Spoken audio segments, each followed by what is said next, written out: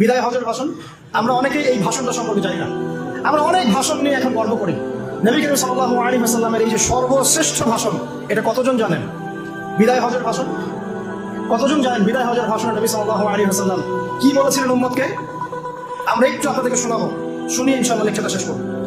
নবী করিম সাল্লাল্লাহু আলাইহি ওয়াসাল্লাম আজকের এই দিনে 31টা বিষয়ে উম্মতকে নির্দেশ দিয়েছেন। 31টা বিষয়, সবগুলো বলার সময় পাওয়া যাবে না, আমি কয়েকটা কথা বলছি।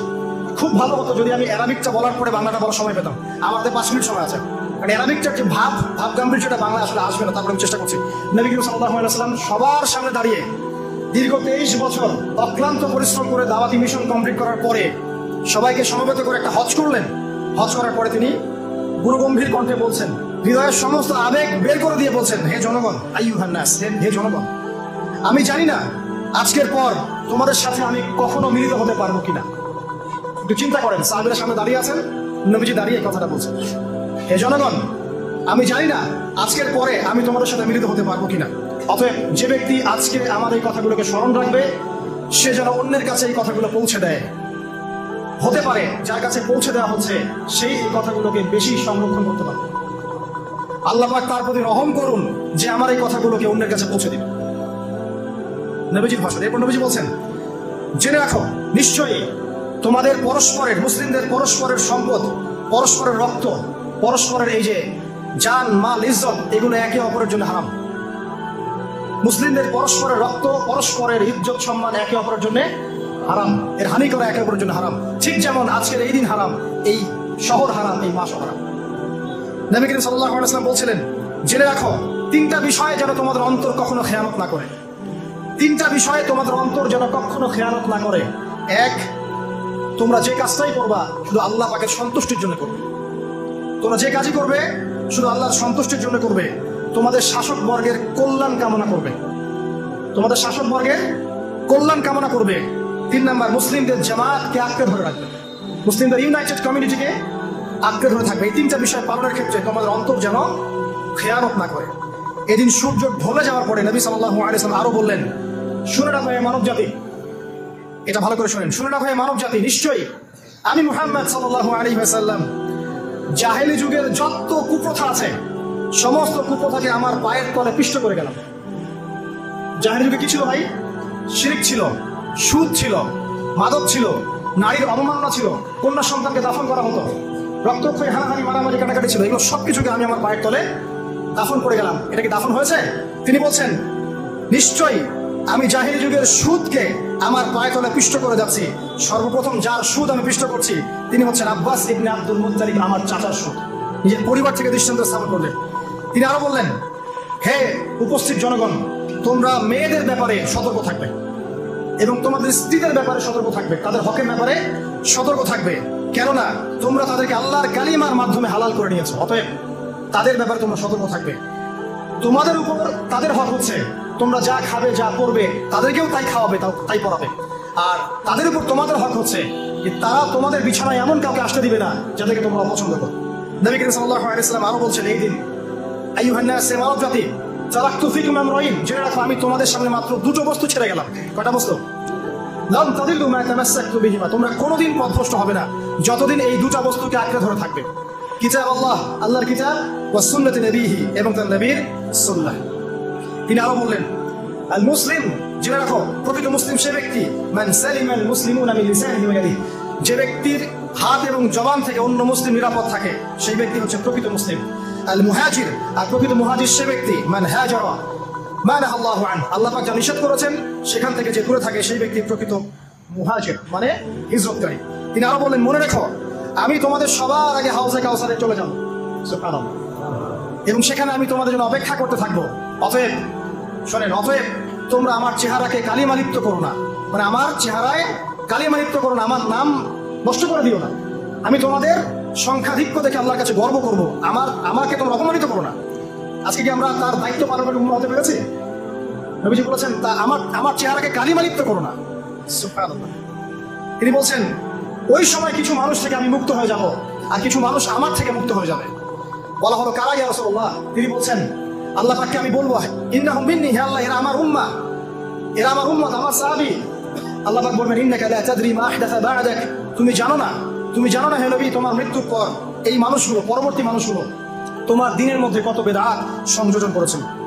তিনি আরো বলেছিলেন, হে জনগণ, জেনে রাখো, প্রত্যেক পরিবারের জন্য প্রতি বছর একটা করে পশু জবাই করার বিধান, প্রত্যেক পরিবারের জন্য, সামর্থ্যবান পরিবারের জন্য প্রত্যেক বছর একটা করে পশু জবাই করার বিধান রয়েছে।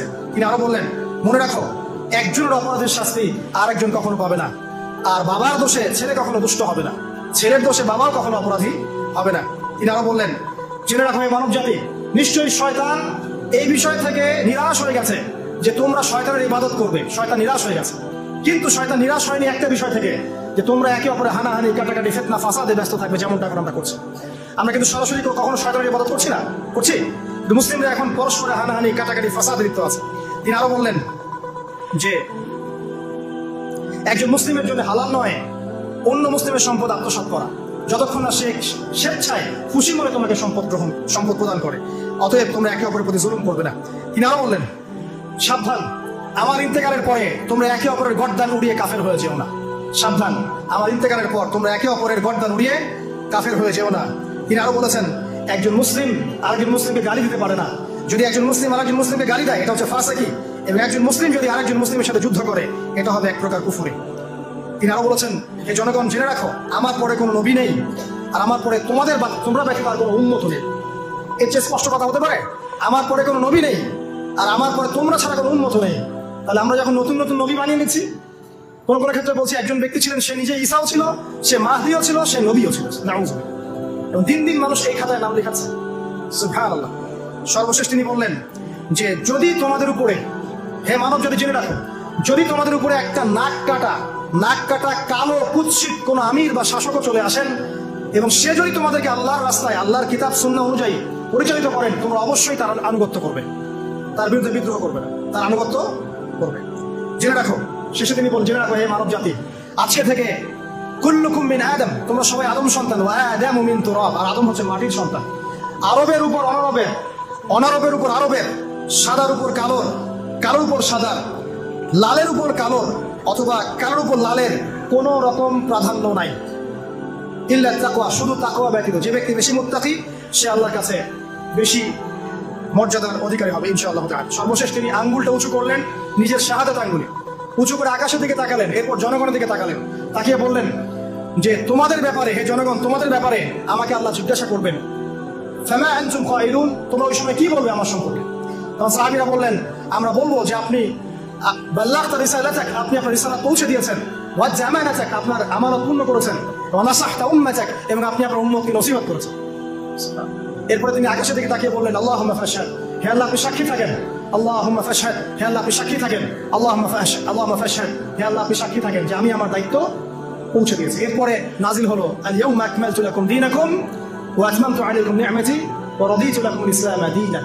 এই হলো বিদায় হজ, আজকের এই আরাফার প্রেক্ষাপট। আমরা কতজন এটা নিয়ে চিন্তা করেছি? 1 মিনিট একটু বলে শেষ করি। দেখেন, শেষ ওসিয়ত যেগুলো হয় মানুষের, এটা খুব হৃদয় বিদারক হয় না? বাবা ইন্তেকাল করছেন, সন্তানের জন্য ওসিয়ত করে যাচ্ছেন, মাকে দেখিস, ইত্যাদি ইত্যাদি, হৃদয় বিদারক হয় না? মানুষ সারা জীবন মনে রাখে না?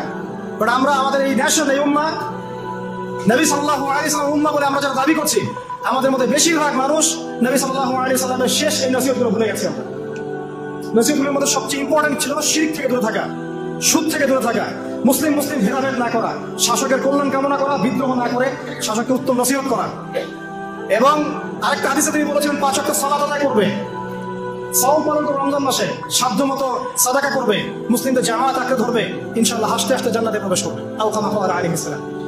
জাহেলিয়তের সমস্ত প্রথা ছেড়ে দেওয়া ছিল আজকের দিনের মূল মর্ম, আমরা ছাড়তে পারছি না।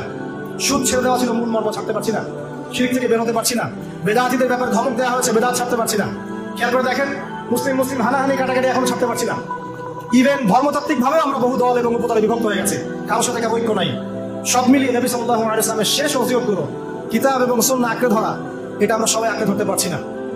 আজকের এই দিবসগুলো এই জন্যই আল্লাহ পাক বারবার ফিরিয়ে দেন, যাতে করে এগুলো নিয়ে আলোচনা হয়, আমরা এগুলো জানতে পারি এবং আমল করতে পারি, এই চেতনাগুলো লালন করতে পারি, নিজেরাও শিখি, পরিবারকেও শেখাই, আগামী প্রজন্মকেও শেখাই ইনশাআল্লাহ তাআলা। আশা করছি ইনশাআল্লাহ আমরা যদি নাও পারি, একসময় এমন একটা প্রজন্ম আসবে যারা নবী সাল্লাল্লাহু আলাইহি ওয়াসাল্লামের উম্মার মতো উম্মাহ হবে ইনশাআল্লাহ।